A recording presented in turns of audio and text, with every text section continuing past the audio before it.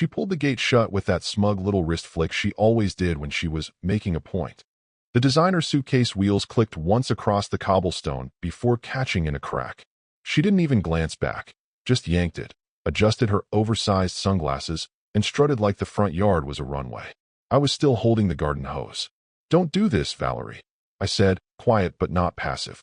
The water was running, pooling around my shoes. She stopped at the edge of the driveway, just long enough to tilt her head and raise her voice. Not to me, but to whatever imaginary audience she thought she had.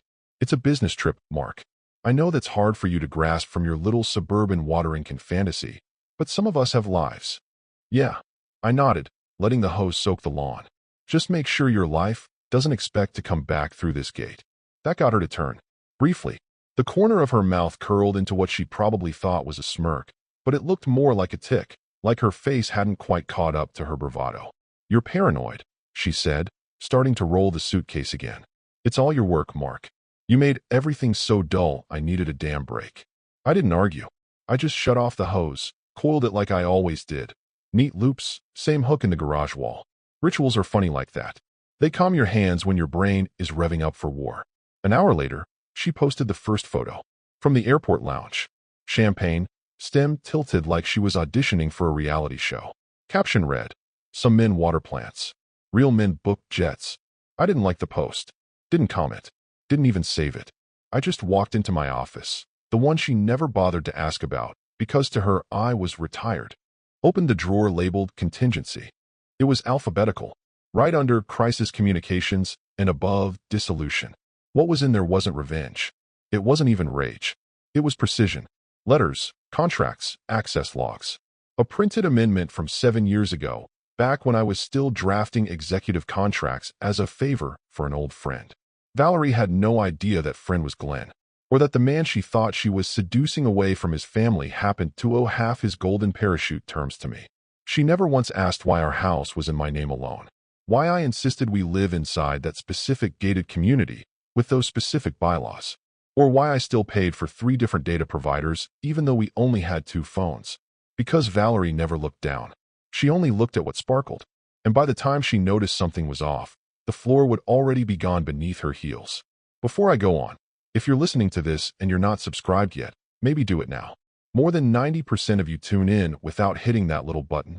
And yeah, it's free, but it also tells the team this kind of story still matters. So if you're into watching people who think they're untouchable get silently audited by someone who's been underestimated too long, well, you know what to do. Back to Valerie. She thought she was posting champagne and cheeky captions. She didn't realize her boss's calendar had just pinged a red event titled Board Travel Audit, triggered. She didn't know that the private car service she booked, on Glenn's company card, had just been flagged under a very specific internal code. PEX 42B. Personal excursion executed. Section 42B, which, as it happened, I wrote, and which meant that if even one member of the board raised concern about flight justification, the CFO had full legal grounds to revoke travel access for non-essential personnel during pending review. It didn't require a vote, just one call. I made that call on the way to the garage. Same Bluetooth headset she once made fun of. "You look like a mall cop," she laughed. Maybe, but mall cops know how to lock a door from the inside. Glenn wouldn't even get the courtesy of a warning. The system would ping him directly at the gate. Tickets revoked. Flags triggered. Escalation paths already defined. And her? Valerie would be standing beside him, trying to figure out why the champagne bottle at 36,000 feet was no longer an option, and why the man she left holding a hose on Sunday was about to make Monday the most expensive day of her life. The office didn't look like much from the outside. Sandstone facade. Generic plaque with initials no one remembered. Not flashy, not glass-walled. Just 5 floors of deliberate invisibility. The kind of building you pass without wondering who's inside. That was the point. Mark stepped through the front door without checking in. The receptionist nodded like she'd been briefed long ago never to ask questions. He took the elevator alone, 5th floor, keycard still active. Valerie never knew he kept the lease. She assumed retired, meant gardening and afternoon baseball. The lights flickered on automatically. Darkwood paneling. A single portrait on the wall, one of the founding board members. They'd made the mistake of crossing Mark once. Their frame now hung on the far wall, carefully centered. Not out of respect, but as a placeholder. He walked to the filing cabinet. One of three in the corner behind the desk. Not digitized. Not cloud-backed. That was the brilliance of it. Some things live safer on paper. No hacks. No leaks. Just a cold steel drawer and a key. He unlocked the second drawer. Flipped through the tabs. Audit templates. C. Crisis drafts. G. Golden parachute. There it was. He pulled the black binder labeled GP, Flight Risk _V3. Thick as a phone book. Indexed. Clean. He opened to the flagged page, page 47, and read it again even though he could recite it backwards. Amendment B. 2. Golden parachute contingency, flight risk clause. In the event of unsanctioned executive travel accompanied by non-authorized personnel, the board reserves the right to initiate discretionary suspension of access, initiate review of discretionary asset use, and trigger Phase 1 audit review. Suspensions may be enacted automatically by the CFO if executive activity meets conditions A, B, and C. He smiled, because Valerie had met all three. Condition A. Executive use of company-funded travel for non-essential purposes. Condition B. Companion not listed on personnel structure. Condition C. Companion tied to flagged discretionary spending in the last quarter. She'd done all three without blinking. Mark flipped to the adjacent tab. One phone number, still valid. Not Glenn. Not even the CEO.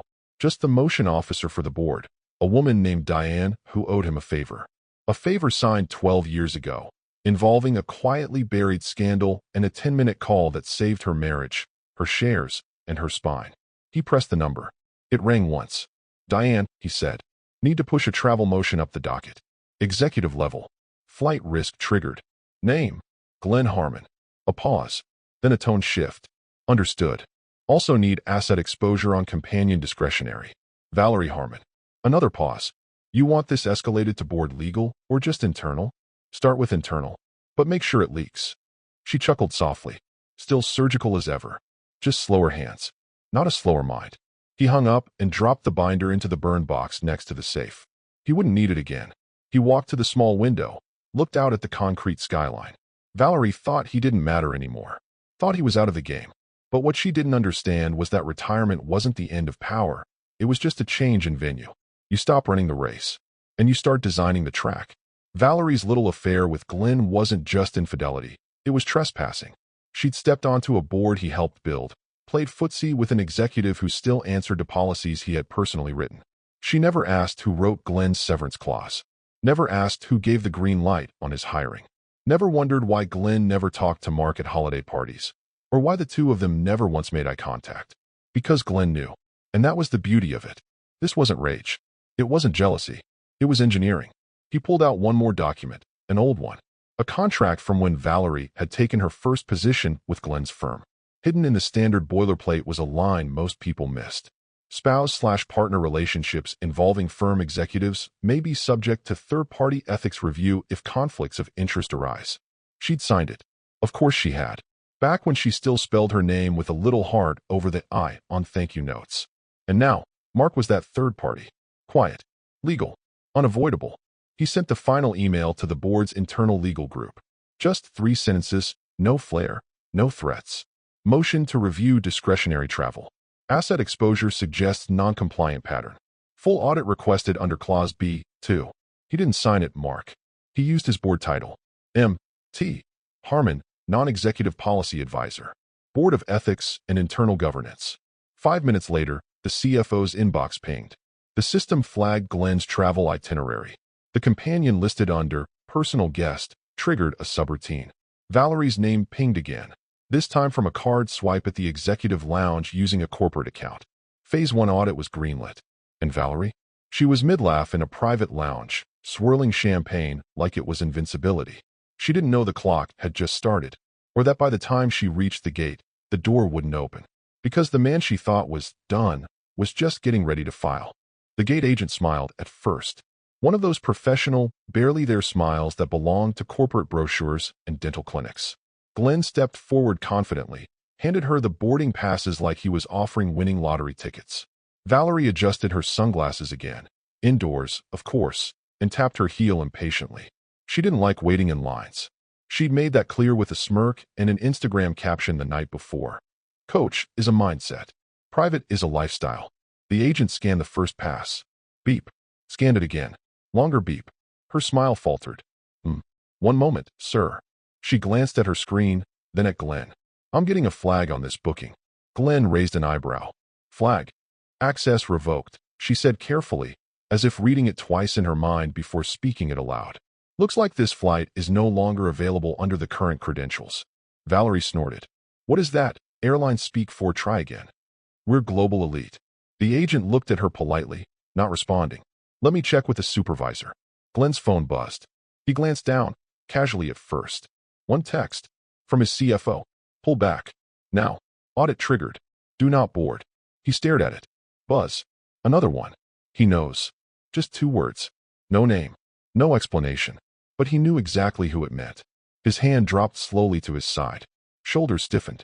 The blood visibly drained from his face. Valerie, mid-sentence about her Amex benefits, caught the shift. What? Glenn, what is it? He turned toward her, slowly, like his neck had forgotten how to move naturally. What the hell? He said, barely above a whisper. Did you make him do? Valerie blinked. What? Another uniformed agent walked up, whispered something to the gate attendant. She nodded grimly, picked up the intercom. Flight 378 to Nassau has closed boarding. Final call has passed. Mr. Harmon, Ms. Harmon, please step aside. People behind them began murmuring. A child asked loudly, Mommy, why can't they go? Valerie forced a laugh. This is a mistake. We're on the manifest. Aren't we on the manifest? Her voice cracked mid-sentence. Glenn didn't answer. He was still staring at his phone, now scrolling with a visible tremor in his hand. Emails were flooding in, internal memos, inquiry notifications, compliance alerts. All of them bearing the same header. Board trigger, Ethics Phase 1, Travel and Discretionary Review. The plane was still at the gate. They could see it. 30 feet away. The final passengers walked down the ramp. But they couldn't move. Because Valerie had played high-stakes roulette with a man who didn't raise his voice. He rewrote the rules. Quietly. Permanently. Sir, the supervisor said, we'll need to ask you both to accompany us to the lounge for further clarification. Clarification. Valerie clung to that word like a drowning woman grabs driftwood. Yes, let's do that, she said, trying to fix her tone. There's clearly been a mix-up. Glenn, tell them. But Glenn didn't move. He wasn't walking toward the lounge. He was watching the last email load. An internal memo from legal compliance, board level. Review scope includes discretionary accounts, personal guest expenses, and executive asset use. Full travel freeze enacted. Counsel advised. Valerie tugged on his arm. Glenn. He turned, slowly, and looked her in the eye. Do you understand what you've done? She blinked, wide-eyed. I didn't. Mark wouldn't. He's retired, Glenn. No, Glenn said. He's a ghost in the system. And you just walked me into a minefield. She opened her mouth to argue, but there was nothing to say. The gate behind them shut with a mechanical hiss. The jet bridge began to retract. They weren't going anywhere. And for the first time in weeks, Valerie didn't feel glamorous or witty or clever. She felt like luggage. Unclaimed. Unwelcome. Stamped with a barcode no one would scan. The elevator ride was slow. The kind of deliberately slow that tells you the building doesn't rush for anyone. Mark stood alone, hands clasped loosely behind his back, watching the floor numbers change like he had all the time in the world. He didn't. He just made people believe he did. When the doors opened, the firm's internal counsel was already waiting, standing beside the glass conference room with a file folder under one arm and a face that said we knew this was coming. We just hoped it wouldn't. Her name was Lauren. Smart, precise, allergic to gossip. Mark liked her. I read the motion, she said as he entered. Trigger came through compliance and audit. You want this escalated? No, he said, setting down a smaller file of his own. I want it documented. I want it clean. No emotion, no interpretation. Just facts. They sat. She opened her file. He opened his. Let's begin with the discretionary spending tied to Executive Account 7B, he said. Specifically, Subaccount 7B, private, listed under Glenn Harmon's signature. Lauren tapped keys on her laptop.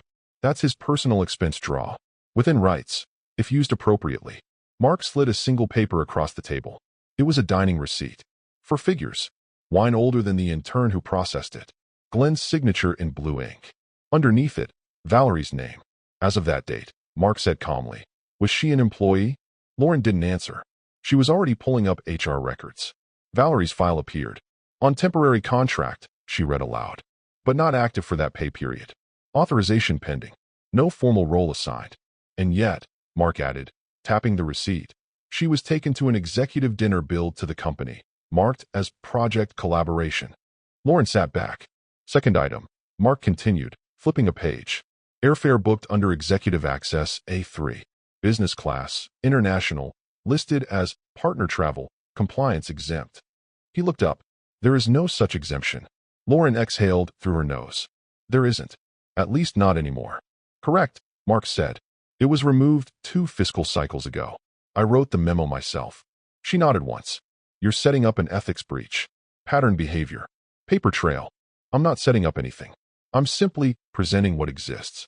He reached into his case again, this time pulling out a copy of the shadow budget. This wasn't the official budget, the one filed with quarterly earnings and polished for investor decks. This was the internal ledger. Real numbers. Unfiltered allocations. Where the dirty footprints were. Valerie had touched it. He knew it. She wouldn't be able to resist. He flipped to page 18. Highlighted line item. Special discretionary reimbursement, client enrichment fund. Next to it, a handwritten note. Not Glenn's handwriting. Valerie's. She'd been in his office. Probably after hours. Probably thought she was being clever, annotating a line no one would check. But Mark checked everything.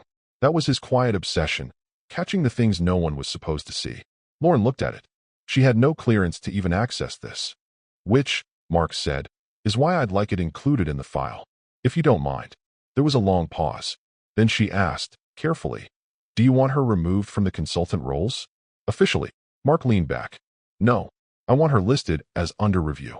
I want the audit to decide. I want her to sit in uncertainty. Let her hear every door creak, wondering if it's the end. Don't close the door. Leave it open just enough that she sees it could slam shut at any moment. Lauren didn't flinch. She just nodded. Understood. They sat in silence for a few seconds, the kind of silence that builds when there's too much clarity in a room.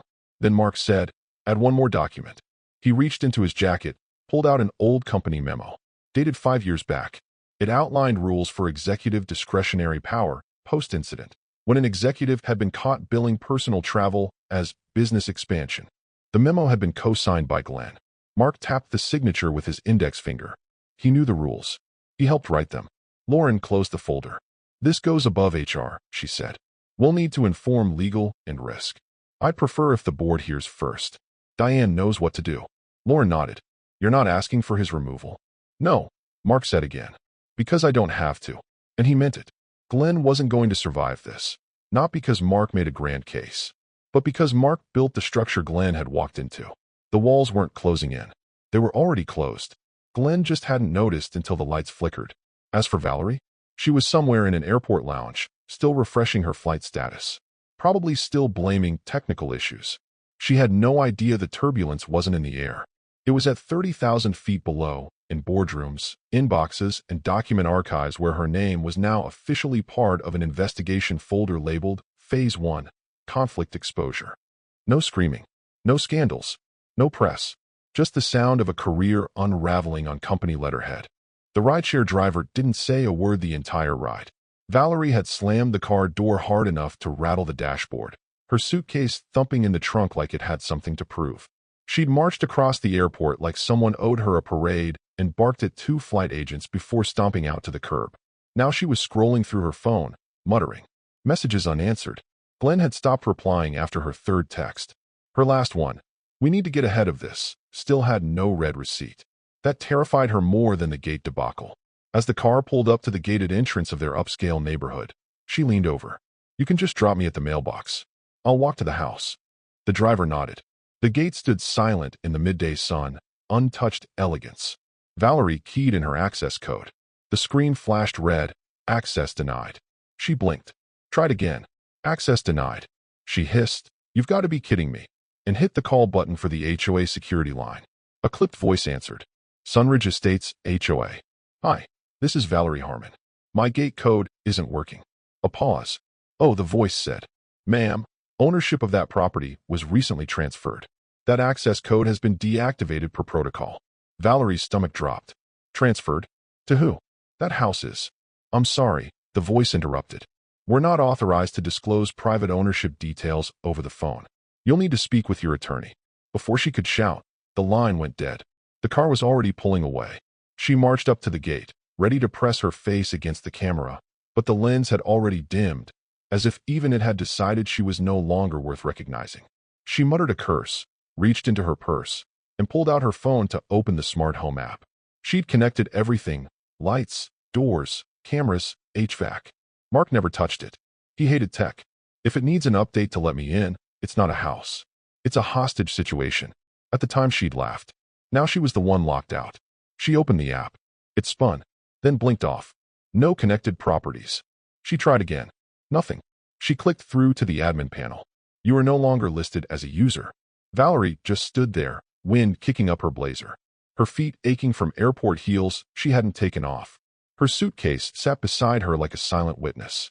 She finally gave up and walked the long route, around the gate, through the landscaped edge path, and back to the house she still referred to as ours.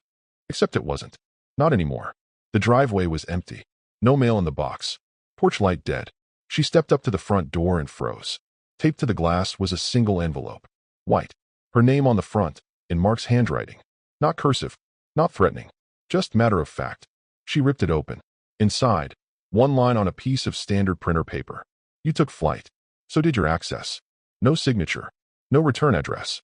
She stood there, stunned. The lock blinked red. The air conditioning she used to complain about. It's always freezing in here. Why can't you just fix it? Was gone. Dead silence behind that door. Her entire home, shut off like a scene change. She checked her phone again. Opened her banking app. 2 accounts. Not 3. She clicked the missing one. Account no longer linked. Authorization revoked. She clicked the utilities: water, power, gas. All returned the same. Account transferred. No access. Her breathing became shallow. The neighborhood felt foreign. Too still. Too manicured. She walked around back, hoping maybe, the sliding glass door would still work. It didn't. Motion lights didn't even flicker. From the outside, it was her house. Inside, it might as well have been a museum exhibit she used to visit. She sat down on the front steps. Her phone vibrated. She thought maybe Glenn was finally calling. It wasn't. It was a system notification. Your Apple ID has been removed from this HomeKit network. Then, a new owner has taken over primary control. She stared at the screen, refusing to blink. Mark hadn't yelled. He hadn't slammed a door. He'd just revoked her. Digitally. Legally. Quietly. The kind of revenge that doesn't scorch the earth, just erases you from the map. The gate behind her clicked softly as it reset. Valerie looked up at the sky, and for the first time in years, the house didn't feel big enough for her ego. Because it wasn't hers anymore. It never really had been. Glenn arrived late. Not fashionably, not strategically, just late. The kind of late that makes secretaries whisper and investors look at each other over the rims of their espresso cups. His tie was crooked. Shirt clung a little too tightly around the neck. Sweat just beginning to pool at the base of his spine, despite the air-conditioned luxury of the 10th floor boardroom. Mark was already there, seated at the far end, same position he always chose. Not the head of the table, too obvious. Not the middle, too exposed. Just enough distance to see everything, speak when necessary, and disappear when not. He didn't look up when Glenn entered, just turned a page in the folder in front of him and adjusted his reading glasses. The casual kind of composure that tells the room, this has already been decided. Diane, the board chair, cleared her throat. Thank you all for joining on short notice. We have urgent matters tied to executive conduct and discretionary compliance. That's when Glenn's stomach really turned. Because the phrase executive conduct was never used lightly, and never publicly, unless someone had already been thrown to legal. He sat down, nodded stiffly. I assume this is about the audit notice? Mark spoke without looking at him. It's about the pattern that triggered it. Lauren, the same internal counsel from before, passed around a one-page summary. Stapled top left. No fanfare. No appendices. Just bullet points. Executive, Glenn Harmon. Board motion. Phase 1 review. Unscheduled audit initiated. Findings, preliminary. Use of executive travel without proper authorization. Reimbursement of non-employee companion under personal expense channel. Access given to unauthorized individual to internal budgeting software. Repeated overrides of flagged discretionary items. Breach of internal compliance memo dated FY-5, co-signed by G. Harmon. There was a silence. The kind that fills with too many internal calculations. Glenn scanned the paper quickly. His name was printed 4 times. Valerie's, just once. But that one line was poison. Non-employee companion, V. Harmon, listed as project liaison, no contract filed. He looked up, trying to find an ally. Diane was unreadable. One board member was already typing on an iPad. Another just adjusted their watch. And Mark still hadn't looked at him. This is absurd, Glenn started. Valerie was. Look, she was consulting. Informally. Yes, maybe the paperwork wasn't. Mark finally spoke. She accessed financial dashboards at 2:43 a.m. on a Saturday. From your office terminal. The access logs were time-stamped and paired to your keycard. Excuse me, Glenn snapped. Are we pretending this is criminal? She's my guest. Mark folded his hands. She's your guest, not ours. And certainly not the board's. Lauren's voice cut in, measured, neutral. Whether criminal or not, the exposure is reputational. We've already had one investor inquiry. That's enough for this board to act. Glenn looked down the table, but the eyes weren't meeting his anymore. Just paperwork and coffee cups. The vote happened like they always do in corporate warfare, quiet, clinical, unanimous. Motion to suspend Mr. Harmon pending audit findings. Effective immediately. Diane didn't ask for discussion, didn't look for debate, just tapped her gavel once. Mostly symbolic, since they'd done away with formal gaveling years ago. But it hit like a hammer anyway. Meeting adjourned. Glenn waited until the room started to empty, then stalked toward Mark. Really, he said low. You couldn't just talk to me? Mark stood, adjusted his cuff, finally looked him in the eyes. You didn't talk when you booked the flight. Glenn looked around.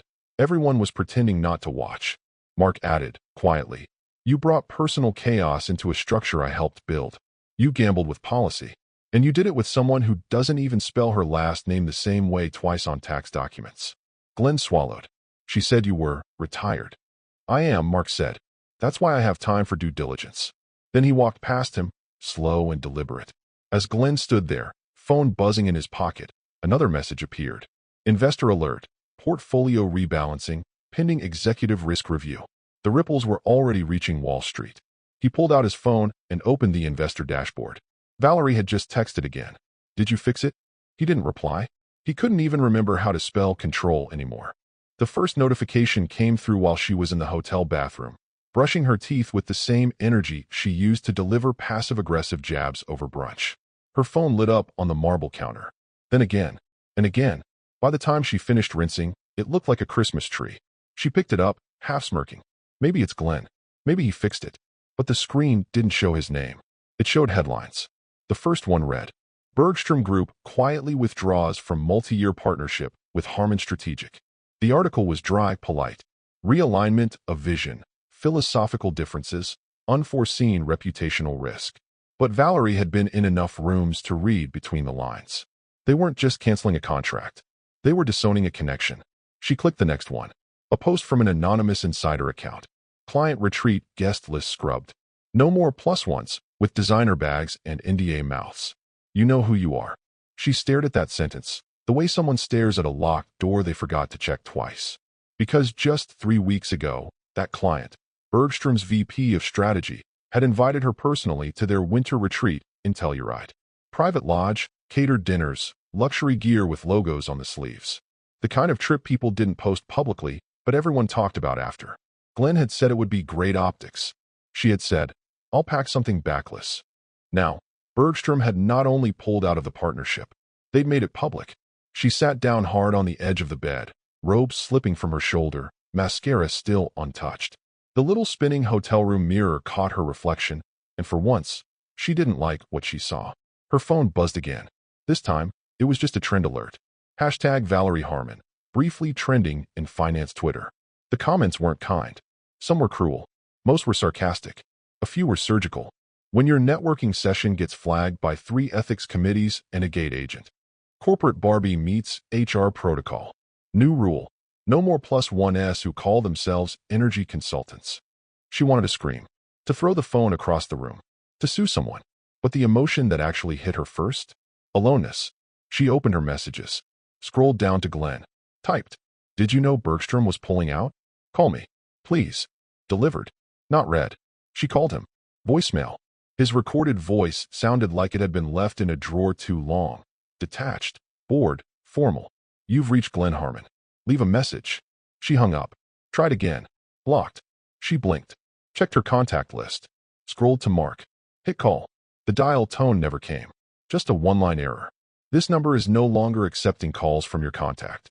The phone slid from her hand onto the hotel comforter. She stared at it like it might suddenly fix itself, like the network would apologize and reconnect her to the people she used to control, seduce, or manipulate at will. But it just sat there, dead and glowing. She pulled her laptop onto her lap, trying to find a distraction. Maybe one of her brand partners had posted a photo.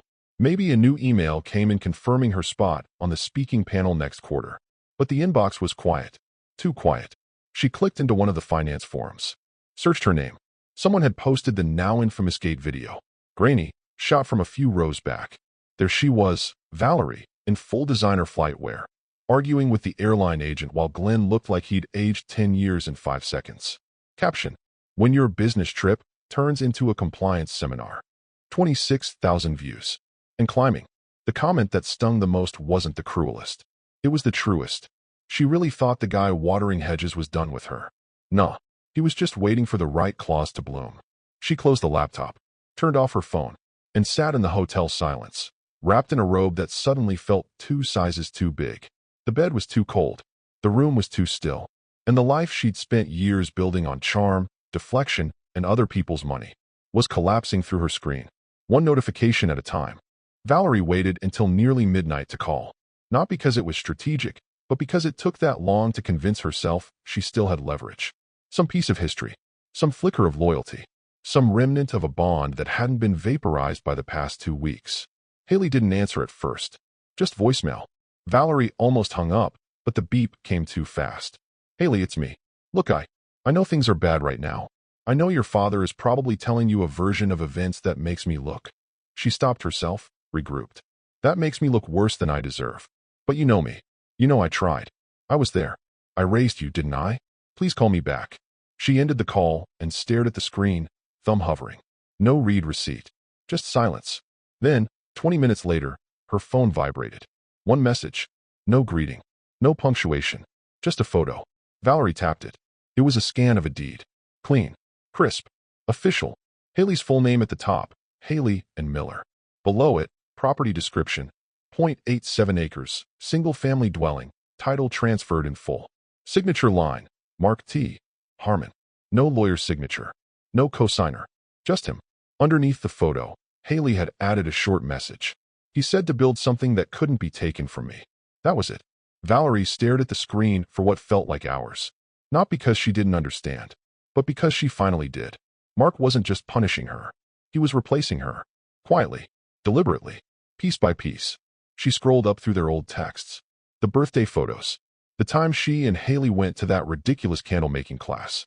The picture of the two of them holding up lopsided soy wax disasters with matching aprons. She remembered thinking back then, if Mark ever leaves, I'll still have Haley. She didn't. Because Haley had made her decision. And it wasn't loud. It wasn't theatrical. It was a property deed with a single signature. A signature that used to sign things for her. Valerie sat on the edge of the hotel bed, robe half fallen off one shoulder, and finally started crying. Not for the money. Not even for Glenn, who still hadn't returned a single call, but for the realization that she had been edited out of her own life. No arguments. No confrontation. Just a series of forms, contracts, and transactions that had removed her name from everything she thought was permanent.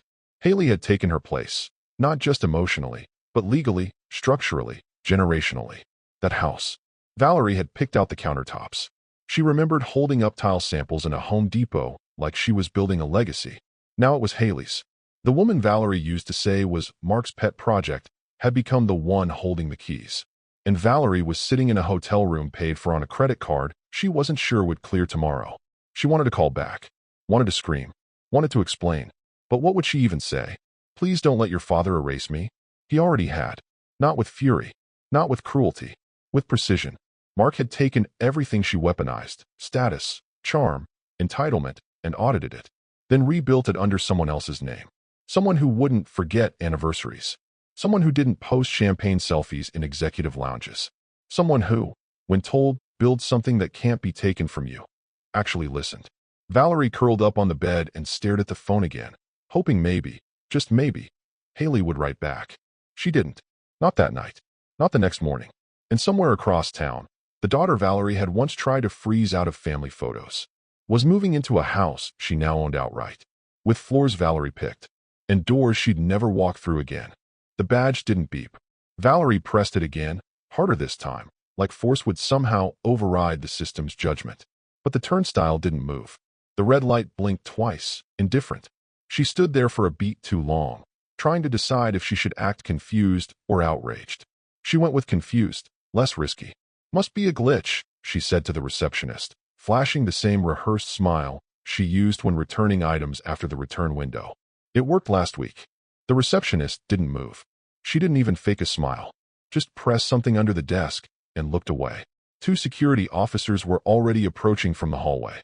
Both men, built like they'd been pulled out of casting for generic corporate security number one. One older, one younger, both wearing that expression that said they'd done this before and recently.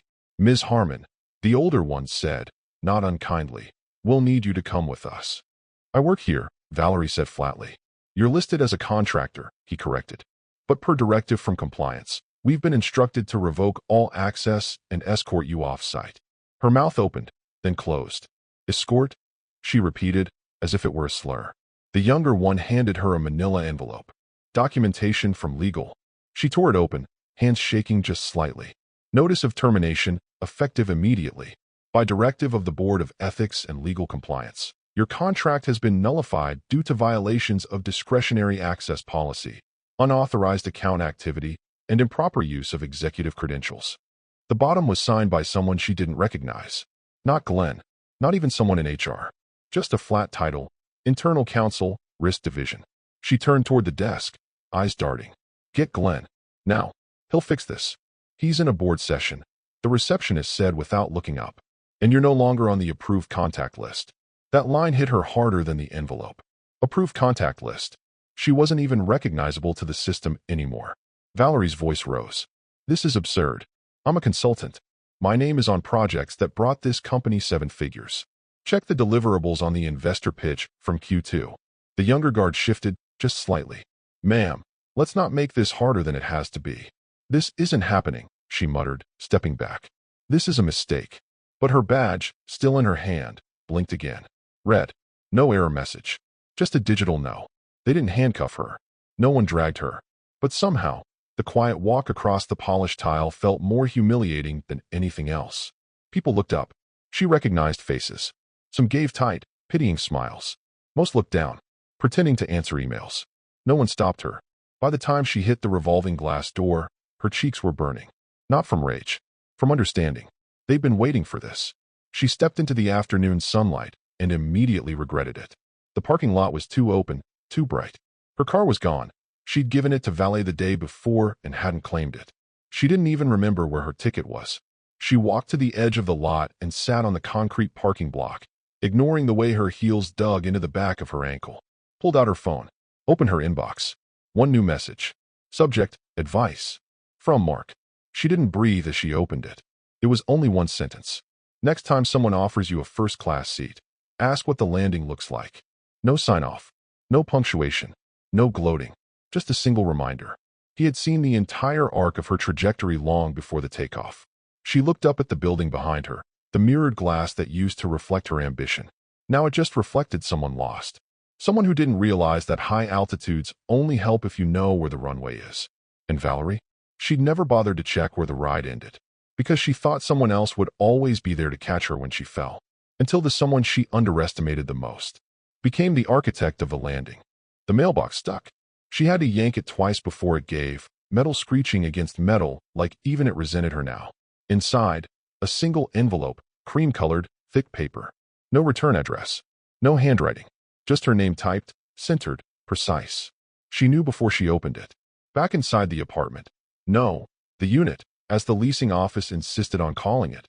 Boxes were stacked along the walls like a moving crew had just dropped her off and forgotten to come back. The furniture was temporary. A gray sofa that smelled like synthetic regret. A coffee table too low for usefulness. Even the carpet felt like it belonged to someone else. She tore the envelope open with her thumb. Inside was a cashier's check for $11,743.82. Stapled to it, one sheet of white paper, printed in the same crisp font. Your portion of the last fiscal quarter's discretionary income. Per our agreement. That was it. No signature. No note. No name. Just the math. The number wasn't random. It was specific, surgical. It wasn't generous, but it wasn't punitive either. It was accurate, down to the cent, which somehow made it worse. Valerie stared at it, sitting cross-legged on the floor, legs half-numb under her, surrounded by IKEA cartons and promises she once made about leveling up. The room was quiet. The kind of quiet that doesn't just sit in your ears, it presses against your ribs. She reached for her phone, almost without thinking, and opened the Photos app. Scrolled until she found the one image she hadn't been able to delete. Not yet. Her and Glenn at the gate, smiling, champagne in hand, just before boarding. It had seemed like the moment everything started. Now she understood. It was the snapshot of everything ending. Her smile in the photo was smug, triumphant. Glenn's was tighter, like he wasn't sure they were getting away with something but wanted to believe they were. She stared at it for a long moment, then hit delete. The screen asked her, "Are you sure?" She pressed yes. The screen faded back to the bland gallery. Nothing worth keeping. Valerie stood up slowly, knees aching. She glanced around the apartment. Not a single object that felt like it had a story. No more floor-to-ceiling windows. No gate code. No garden hose to trip over on the weekends. No silverware that belonged in the family. Just rented walls. And a check that was equal parts tombstone and invoice. She walked to the window and pulled the blinds. Outside, the parking lot buzzed with leaf blowers and cheap landscaping trucks. No hedges. No symmetry. She used to laugh at Mark. Called him the spreadsheet whisperer. Mocked his insistence on balance sheets and exit strategies. But now she saw it. He hadn't yelled. He hadn't chased. He'd just audited the life she thought she had. Every account. Every asset. Every relationship. One by one. And then, he quietly withdrew. Withdrew from the marriage. From the house. From the company. From her. Not in rage, but with precision. With a ledger in one hand and the delete key in the other. He left her nothing dramatic. No scenes. No shouting. Just silence. And a check that said, "This is what you're worth." No more. No less. Valerie sat back down on the floor, legs crossed, the check limp in her hands. There was nothing left to fight, because she wasn't part of the story anymore. And Mark? He didn't just win. He balanced the account.